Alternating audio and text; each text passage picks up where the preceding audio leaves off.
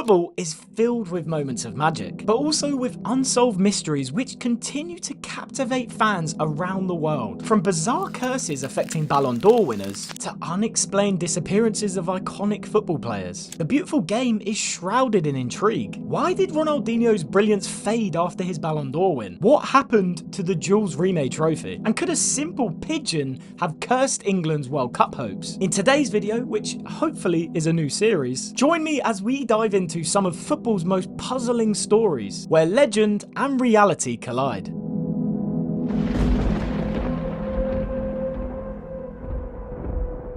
Is Donald Trump a baller? Donald Trump once played 6 games in goal for Wolves' youth team whilst his American Air Force father was based in the Midlands. And they back this up by saying that one of his racehorses at Trump's New York stables is a 3-year-old filly called Molyneux Maid. Maybe this is where Trump's love for orange comes from, but none of this has been proven. So let's dive into it. Congratulations to ex-Wolves goalkeeper Donald Trump for bringing back TikTok for Americans. Yes, he's not only good at saving TikTok, he's good at saving free kicks as well, and building walls for free kicks. Trump was born in 1946, so would have been around 16 to 18 at this time, playing in the early 60s. And we know for a fact that Trump did actually play varsity soccer in the early 60s, as we can see here and from some of these older photos. But his dad, Fred Trump, was born in 1905, meaning that in the early 60s, he would have been late 50s, early 60s, and that is way past military service age. We also know that Trump's racehorse in his New York stable is actually called DJ Trump and not Molyneux Maid. So while this doesn't completely disprove the story, its clear parts start to not add up. Trump hasn't really spoken much about his soccer background. Maybe this is because soccer is looked at as un-American, or because it's associated with Mexico and South America, which we know. You know when I played against Fulham? He has to go, blood. Maybe we'll start to see this past be brought out in his second term. True or not, the Wolves fans absolutely love this story, and as the World Cup is in the Americas in 2026, maybe we'll see Donny bring out some techers next year. Italian UFO. 60 years ago, on October 27th, 1954, a football match in Florence, Italy came to an extraordinary halt. 10,000 fans at the Stadio Artemi Franchi stopped watching a game as an unidentified flying object appeared in the sky. Witnesses described the UFO as egg-shaped or like a cigar, moving slowly before vanishing. Players on the pitch and 10,000 spectators alike were stunned. A strange silver glitter, which they dubbed as angel hair, rained down above them and disintegrated upon contact. The incident wasn't isolated either. Similar sightings were reported across Tuscany, sparking theories of alien visitors. Chemical tests on these mysterious substances revealed elements like boron, calcium, silicon, and magnesium, but no conclusive answers emerged at the time. Skeptics like astronomer James McGaha argued that the event was caused by migrating spiders, whose silk can reflect sunlight and form airborne clusters which flew across the stadium roof, I guess? Seems a little questionable. But others, including the 10,000 eyewitnesses and UFO enthusiasts, which was big around the 1950s, dismissed the theory, pointing towards the unique composition of this angel hair which rained down upon them. Decades later, we have no conclusive answers. Whether it was extraterrestrial or a natural phenomenon or something else entirely, no one knows. But for those who saw it, like Fiorentina legend Ardico Magnini, suggested that it was the most unforgettable moment of his whole playing career, which was surrounded by awe and mystery. The player who would have changed football history. Imagine coming 3rd in the Ballon d'Or rankings and then 2 months later, tragically losing your life. That's what happened to Duncan Edwards, England's greatest ever player, who wasn't able to fulfill his legacy as he passed away in the Munich air disaster in 1958. Picture a rising English star like Jude Bellingham, who himself came 3rd in the Ballon d'Or rankings in 2024, not being around to fulfill his potential. We've heard of the prince that never became the king in Neymar, and that's really down to his own performances. Duncan Edwards, on the other hand, had his life taken away from him and wasn't able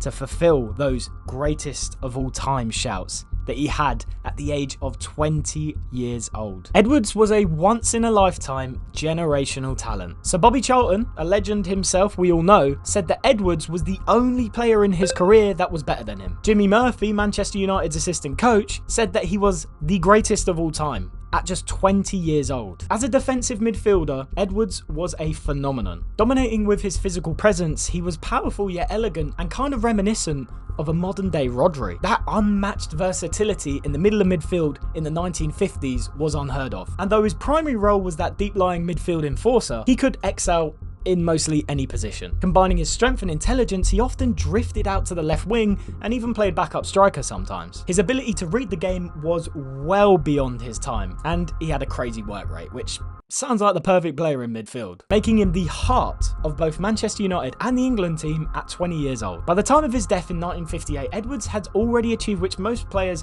would have wanted to do in their whole lifetime, making his Man U debut at 16 years old and scoring 20 goals in 5 years. He was instrumental to Man United's back-to-back wins in 56 and 57 in those early glory days of the club. On the international stage, Edwards became England's youngest ever debutant at just 18 years old, which he held until 1998. Despite that meteoric rise at such a young age, he stayed very humble and played as much football as he could, including playing for the youth level still, in attempts to become the greatest ever. But tragically, that Munich air disaster meant that it cut his life short at just 21 years old. And though he initially survived the crash, he succumbed to his injuries 15 days later. With 2 league titles and a 3rd place Ballon d'Or finish in 1957, drawing with Raymond Kopa, yep, the Kopa who went on to win the award the year after, many said that Edwards would have been the rightful winner of the Ballon d'Or that next year. And that year after, 1958 World Cup was a lackluster performance by the England team. As the team failed to progress beyond the group stage, the absence of players like Duncan Edwards, Roger Byrne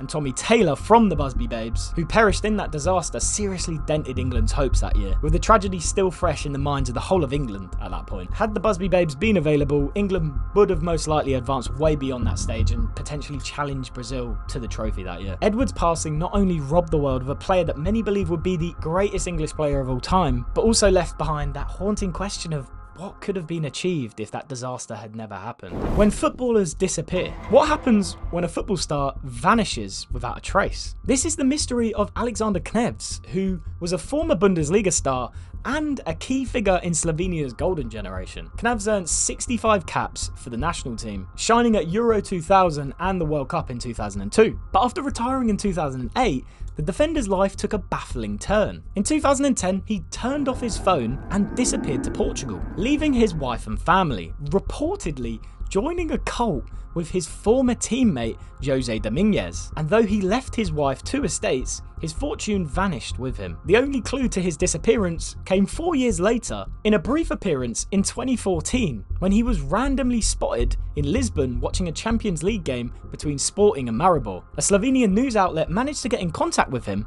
and his response was chillingly brief. "I'm fine, I just don't like being in the public eye." Fair enough. But since then, more silent.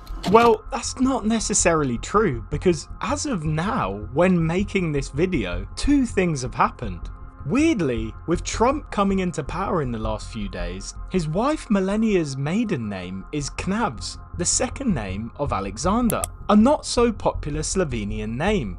But with Alexander being a national treasure, Melania was asked by the US media in the last few days about her second name, with her joking that she's not sure whether she's related to Alexander, maybe somewhere down the line. She herself does not speak to Slovenian media, and nor does Alexander, who disappeared to Portugal. Until recently, as when I'm making this video, 3 weeks ago, a Slovenian news media outlet YouTube video came out with the history of Alexander. It turns out he hasn't just fell off the face of the earth. Maybe Slovenian celebrities just want to get away from the Slovenian media. The World Cup thief.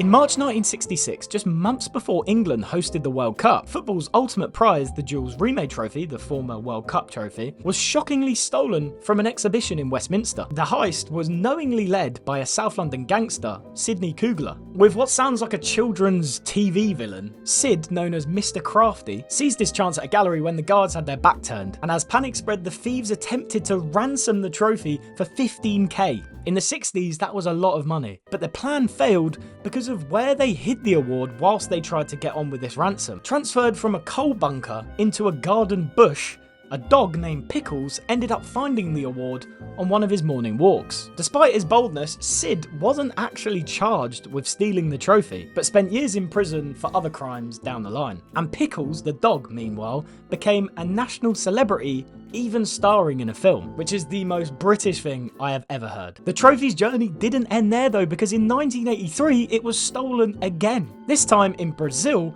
and was never recovered. Presumably it was melted down into gold bars and just never to be seen again. And so the story goes. The trophy, which once symbolised football's greatest triumph, now carries tales of heists, mysteries, and an unlikely dog who saved England's one and only World Cup. When football meets politics. On January 23rd, 1939, Austrian football legend Matthias Sindelar, nicknamed the Paperman for his lean frame and graceful play, was found dead alongside his girlfriend in their Vienna apartment. Officially, their deaths were attributed to carbon monoxide poisoning, but whispers of murder and suicide have persisted for decades. Sindelar was a star of Austria Vienna and the national Austrian team nicknamed the Wunder Team. A hero on the pitch, he scored 27 goals in 43 matches and led Austria to triumph in the 1932 Central European Cup and helped them along the way in the 1934 World Cup. But when Austria was annexed by Nazi Germany in 1938, he refused to play for the unified German team. Fair play to the lad. Many believed he refused to play as a protest against the Nazi regime, a bold act which may have cost him his life. Rumours swirled around his death. Some claimed that Sindelar had committed suicide to avoid Nazi prosecution, whilst others suggested that he was murdered for harbouring Jewish sympathisers. One friend, Egon Ubrick, revealed later that Vienna officials may have been bribed to label the death as accidental so that Sindelar would have bypassed Nazi regulations on deaths around the time of murders and suicides, allowing Sindelar to be buried with full honours. Massive respect. Whether it was an accident, protest or foul play, Sindelar's death was shrouded in mystery, but his legacy in Austrian football lives on. The World Cup Bird of Doom.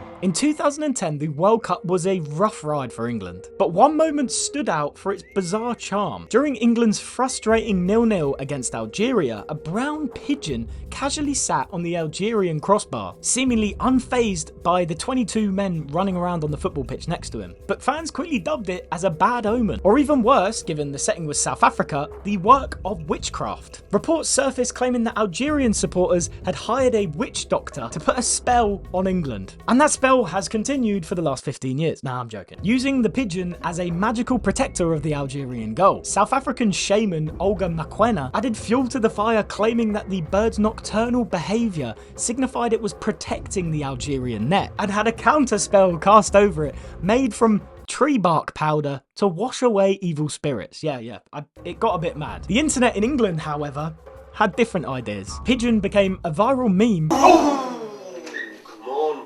Guys, has anyone seen my lucky bird of doom?